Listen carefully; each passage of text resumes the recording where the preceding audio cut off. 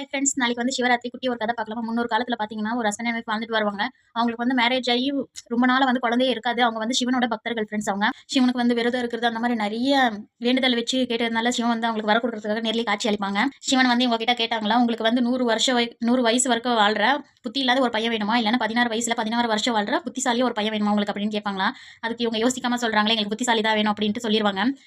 நாட்கள் கடந்ததுமே பார்த்தீங்கன்னா, உங்களுக்கு வந்து அழகான ஒரு ஆண் குழந்தை பிறக்கும். அந்த குழந்தைக்கு வந்து மார்க்கண்டேயன் அப்படின்ட்டு பேர் வைப்பாங்க. அந்த பையனும் பார்த்தீங்கன்னா, வளர வளர சிவனோட அவ்ளோ பக்தியா சிவனோட பக்தனாவே மாறிடுவான் அந்த பையன். அவ்ளோ பக்தியா இருப்பானா, இவங்க அப்பா, அம்மாவும் ரொம்ப ஹேப்பியா இருப்பாங்க. ஆனா நாட்கள் போக போக அந்த பையனுக்கு வந்து 16 வயசு நெருங்க நெருங்க பார்த்தீங்கன்னா, இவங்களுக்கு வந்து வருத்தம் வந்துட்டே இருந்துச்சு. இந்த மாரி 16 வயசு ஆயிடுச்சுன்னா, நம்ம பையன் வந்து நம்மள விட்டு பிரிஞ்சுருவானோ அப்படிங்கிற ஒரு பயம் இவங்களுக்கு மனசுல வந்துருச்சு. அந்த பையன் வந்து போய் கேட்பானா, "நீங்க ஏன் இப்ப எல்லாம் ரொம்ப சோகமா இருக்கீங்க?" அப்படின்னு கேட்டதுமே, அந்த பையன்கிட்ட வந்து உண்மைய சொல்லிருவாங்க. இந்த மாரி செஞ்சு தான் உன்ன பெத்தோம் அப்படின்ட்டு சொல்லிருவாங்க. அந்த பையன் பார்த்தீங்கன்னா, கொஞ்சம் கூட பயப்படாம, "சிவபெருமான் என் அப்பா என்ன பார்த்துக்குவான்" அப்படின்ட்டு தைரியமா சொல்லிட்டு, சிவன வந்து வழிபடுறதுக்காக அந்த பையன் போயிருவான். நாட்கள் போக போக அந்த பையனுக்கு வந்து பார்த்தீங்கன்னா, அப்படியே வருஷம் போக 16 வயசு ஆயிரும். அப்புறம் பார்த்தீங்கன்னா, யமதர்மராஜா வந்துட்டு வருவாங்க அந்த பையன கூட்டிட்டு போக. இந்த பையன் வந்து பயந்து போயிட்டு சிவலிங்கத்த போய் கட்டி பிடிச்சுக்கிட்டானா, "அப்பா என்ன காப்பாத்து" அப்படின்ட்டு.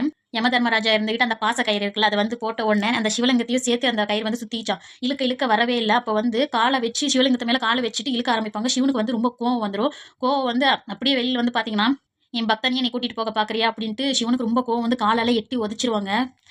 யார பார்த்தீங்கன்னா, யமதர்மராஜாவ எட்டி உதைச்சிருவாங்க ஃப்ரெண்ட்ஸ். அப்புறம் தன்னோட பக்தன்கிட்ட வந்து சொல்லுவாங்களா, "உன்ன வந்து நான் சாகறது என் மேல இவ்ளோ பக்தியா இருக்க. உன்ன அவ்வளோ சீக்கிரம் நான் விடமாட்டேன். நீ 16 வயசுல இதே வயசுல நீ நீடூடி வாழணும் நீ" அப்படின்ட்டு வரம் குடுப்பாங்களா ஃப்ரெண்ட்ஸ் அந்த பையனுக்கு. இந்த கதை எப்படி இருந்துச்சு அப்படின்ட்டு மறக்காம கமெண்ட்ல சொல்லுங்க. இந்த கதை புடிச்சிருந்தா லைக் பண்ணுங்க, ஷேர் பண்ணுங்க, கமெண்ட் பண்ணுங்க. மறக்காம நம்ம சேனல சப்ஸ்கிரைப் பண்ணிக்கோங்க. தேங்க் யூ ஃபார் வாட்சிங். பாய்.